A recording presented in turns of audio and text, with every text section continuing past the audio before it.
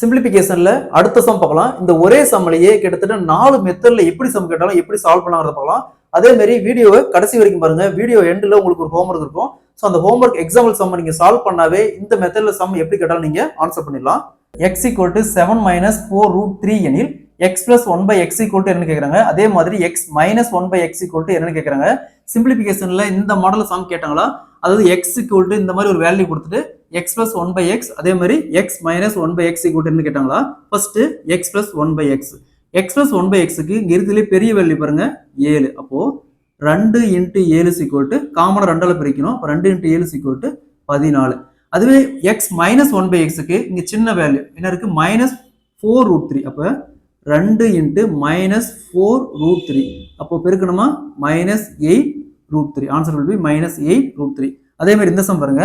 x = 7 + 4√3 எனில் x + 1/x = என்ன கேக்குறாங்க. அதே மாதிரி x - 1/x = என்ன கேக்குறாங்க. சோ இங்க பிளஸ் இருக்கு, இங்க மைனஸ் இருக்கு. இந்த இடத்துல 7 மைனஸ் இருக்குது, இங்க 7 பிளஸ் இருக்கு.